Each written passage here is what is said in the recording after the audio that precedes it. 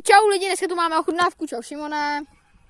Největšího zprostěka. Čau. Tady jsem já, pak tady je nic, to jste neviděli. Tady je kiwi pití, pálivý kokoti, což je takový takhle. Ups. Tak tady nějaký debilovinu, papa, to nás nezajímá. Pak tady nějakou další blbost, čau. A ještě tady tu Šimonovou blbost, kterou máme šláčky, takže čau. No tak jdeme to ochutnávat. Jestli si pamatujete penaltovou challenge. Jestli si pamatujete penaltovou challenge, tak tohle je ten trest, že bychom měli koupit to, co bychom v životě nekoupili. A my jsme to koupili, takže jo, víte, lidi. A ta šlehačka tak trošku bouchla a udělala tady na zemi tady ty věci. No lidi, a koukejte, kdybyste si říkali, proč je tak zelený, protože se to náš Číňan vyblil. A já dneska budu tuhle šlehačku ochutnat jako první, protože David je. Co? Ani. Ne lidi, jdem to ochutnat. Kamo ne. Ale fakt kamo. Já to opřu tady o tyč. Takže lidi, Šimon jde ochutnat. Takže já jdu ochutnat tohle skvělý, Ne, já jdu ochutnávat tady šlehačku. Tak. Hovno. Tak jo. Lidi, my jsme tím házeli a ono asi buchlo. Tak uvidíme, jestli je to dobrý. Šimon, náš ochutnávač. Jo, já jsem úplně nejlepší ochutnáč. A řekneš tomu, mám to dobrá tanka. Koupil bys si to někdy znova ještě? Jo, asi jo, ale není to nejlepší, takže asi 6 bodů z 10. 6 bodů z 10, jo? Dobře, tak teďka já jdu lidi ochutnávat jahodovou šlehačku. A nebojte, že jenom dojídáme, nevyhazujeme to. Jsme šetřiví lidi, my nejsme takový vandalové. Jedeme bomby! Hej lidi, v tom je šlehačka, my to... A to buchlo. No ono to bouchlo, no. Dáme se tam trošku dál. Já jsem tady tak trošku dělal párty a ono to bouchlo. On to trošku vystřelil. Jdem na to.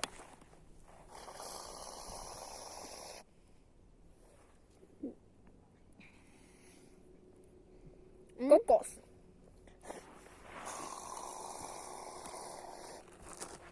Tak jo, tak tady máme tuhle tu vietnamskou věc. Takže lidi, pokud tohle životě ještě někdy uvidíte, jahodovou šlehačku, tak si kupujte. Vyplatí se.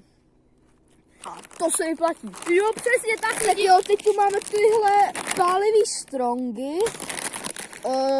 Tam můžu představit si své šlehačku. Jsou na téhle žlutý úrovni, takže ne zase tak pálivý. Doufám, že to bude dobrý. No, David tady fluše šlehačku na zem. Napište F pro šlehačku do komentu. Tak jo. Hot. No reaction. 10 z 10. Fakt dobrý. Šimon nás tady... Tak dobře, já jdu ochutnat to moje pití, jestli nebude chutnat vůbec, jestli nejsem takovej buzík. Teda co? To jsme neslyšeli. Tak já to řeknu. No reaction. O té šláčce to asi úplně nebude dobrý. Bude všechny kokádo a avokádo.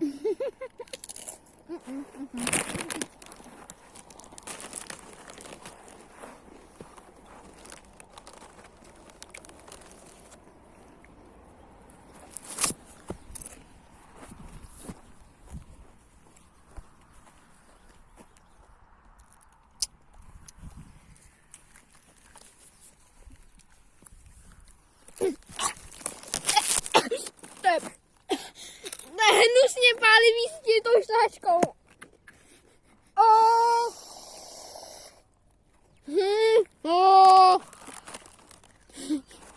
Ty jsi blbec.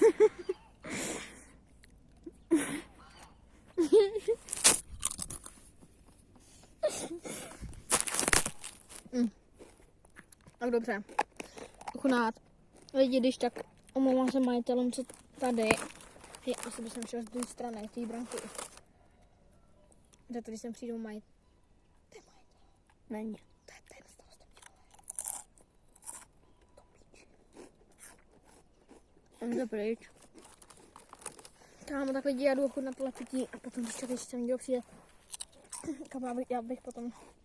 Já mám s sebou možná ubrousky. Podívám se, jestli jak půjdu koupit, abych to ucelil tam. Hele, moje nebylo tak zapěnění jako tady Šimonovo, který když jsem taky házela.